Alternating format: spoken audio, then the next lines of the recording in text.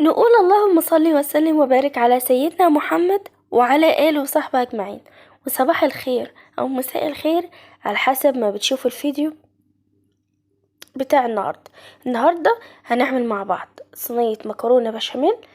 طعمها جميل جدا وطريقتها سهلة جدا للناس طبعا اللي لسه مبتدئة. هنشوف بقى الطريقة. أول حاجة طبعا معايا هي 2 كيلو من اللبن، هنغليهم ونسيبهم بقى عشان خاطر يبردوا. معايا هنا هنعصج بقى اللحمة بتاعتنا. معايا حوالي بصلتين مقطعاهم مكعبات كده زي ما احنا شايفين، وقرن فلفل حامي وفصين توم برضو، و تقدري تدقيهم او تخرطيهم كده خرط صغيرة. انا بصراحة خرطت التوم على ايدي كده خرط صغيرة، وكذلك الفلفل برضو تحت خرط صغيرة. حطينا بقى المادة الدهنية، زيت سمنة براحتك، وخليت بقى البصلة اللي معايا دي دبلت. ما خليتهاش اصفرت، انا دبلتها كده على النار ونزلت بمكعب من المرقة عشان خاطر يسيح معانا مع البصل. وهنزل بحوالي كيلو ونص من اللحمة المفرومة او كيلو وربع. تمام. هشوح بقى اللحمة كويس جدا مع البصل لغاية ما اللون بتاعها يتغير بالشكل اللي احنا شفناه ده. قطعت هنا حبتين من الطماطم. طبعا الطماطم ده على حسب رغبتك انت، عايزه تحط صلصه، عايزه تحط طماطم زي ما انا حاطه براحتك. معايا ملح، فلفل اسمر، كزبره ناشفه، ورشه كاري. وكمان هحط هنا، بص شايفين يعني حوالي ربع كوبايه من الميه. تمام. حطيناهم على اللحمه عشان خاطر تستوي فيها، انا مش عايزه ميه كتير، هي حوالي ربع كيلو ربع كوبايه ميه. حطيتهم كده على اللحمه، وغطينا بقى اللحمه بتاعتنا ونسيبها لغايه ما تستوي. هنا كيلو ونص من اللحمه المفرومه زي ما قلت لكم. بنعمل صينيتين مكرونه، واحده كبيره واحده صغيره. نزلت باربع اكياس مكرونه قلم.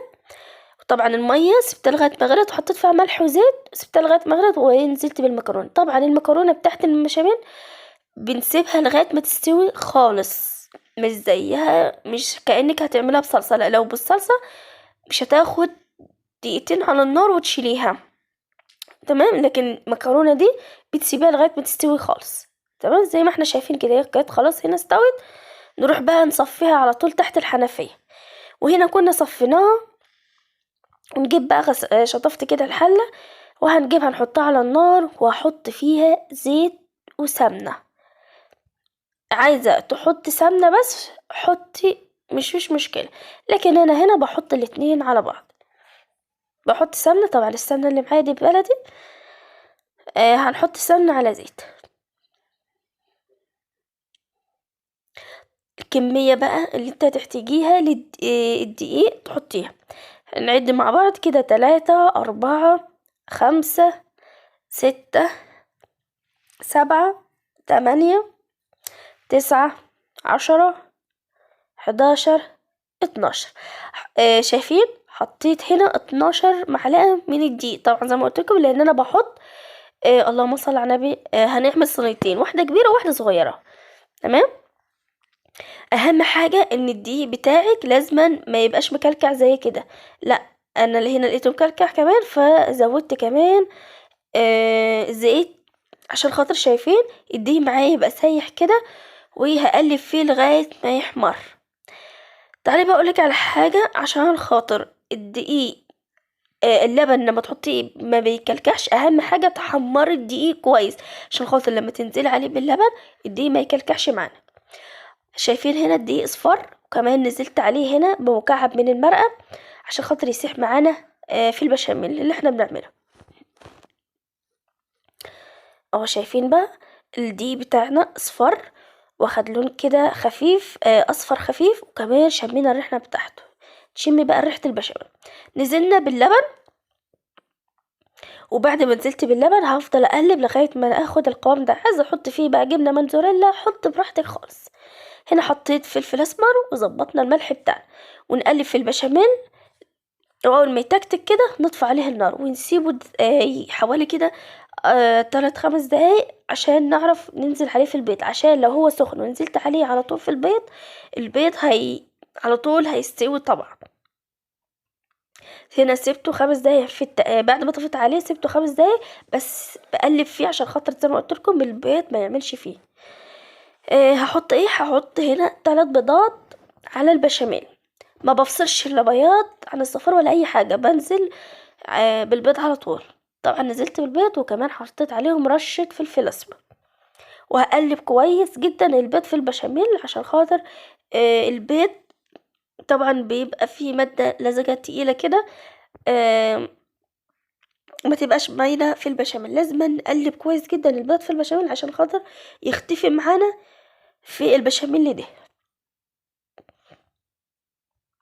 خلاص خلصنا. شايفين ده القوام زي ما قلتلك، عايزه تحطي فيه جبنه موتزاريلا حطي، جبنه شيدر، انواع الجبنه اللي انت عايزاها تحطيها حطها في البشاميل، برضو هتديكي طعم جميل جدا. تمام. زي ما قلت لكم هنا شايفين الصينيه الكبيره والصينيه اللي اصغر منها على طول. بسم الله. دهنا بقى الصينيه بتاعتنا سمنه، دهناها كويس جدا بالسمنه. وهجيب هنا نقسم بقى المكرونه على الصينيتين. بجيب هنا شويه مكرونه في القعريه بتاعه الصينيه، وبحط عليهم البشاميل، وبقلب البشاميل كده بالطريقه دي. عايزه تحط المكرونه نصها تنزلي بيها في حله البشاميل وبعد كده تاخدي منها، دي حاجه برضو براحتك كده. هنا انا بعمل كده على طول الطريقه دي. ادي اللحمه بتاعتنا بعد ما اتعصجت طعمها وريحتها جميله جدا يا جماعه. خلاص فردنا اللحمه بتاعتنا. هاجي بقى برضو من فوق وهحط الطبقه التانية من المكرونه.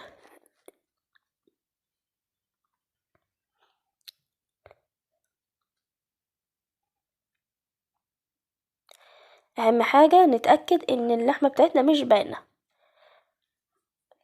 هاجي بقى هنا برضو هقسم كده المكرونه في الصينيه التانية زي ما عملت في الصينيه الاولانيه، هعمل كمان في الصينيه التانية. بتاكد كده اللي احنا سوينا كمان المكرونه بالبشاميل عشان خاطر لما نيجي نحط اللحمه متبقاش اللحمه باينه من المكرونه. عندك صينيه كبيره بقى وفرن كبير، تقدري تعمليه في صينيه كبيره بدل ما تعملي صينيه بس. الصينيتين بيريحوا كتير اوي. احط النص بقى التاني من المكرونه، واحط بقى البشاميل ايه كده ايه من فوق.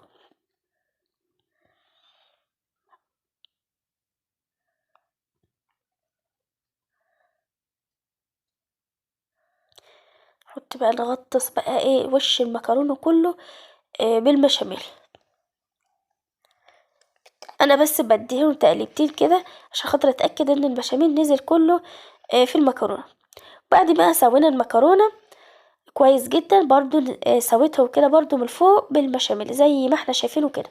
معايا بيضتين هحط عليهم رشه فلفل اسمر ورشه بسيطه خالص من الملح، ونقلبهم برضو كويس عشان خاطر البيض بيبقى فيه عرق، لازم يتربى كويس جدا جدا جدا عشان لما تيجي تفرديه في الصينيه يتفرد معاكي بكل سهوله.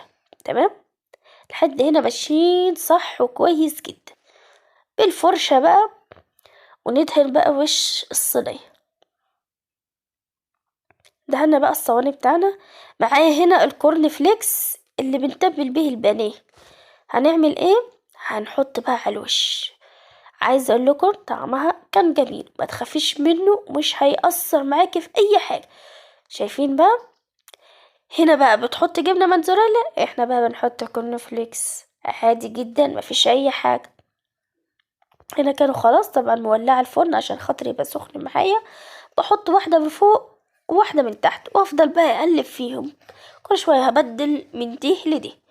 هنا بقى بعد ما طلعوا شايفين بقى الجمال والحلاوه، طعمها وريحتها كانت فظيعه يا جماعه. جربوا الطريقه دي وما تخافيش من الكورن فليكس اللي احنا حطيناه، مش هيأثر معاكي في حاجه، بالعكس هيديكي طعم جميل للمكرونه. كده قطعناها طبعا كانت كمان لسه سخنه، شايفين طالعه معايا ازاي وكانت لسه سخنه. اتمنى بقى يكون الفيديو بتاع النهارده عجبك. ما تنسيش بقى تحط اللايك وتشتركي في القناه وتفعلي زر الجرس عشان يوصلك كل فيديو انا بنزله.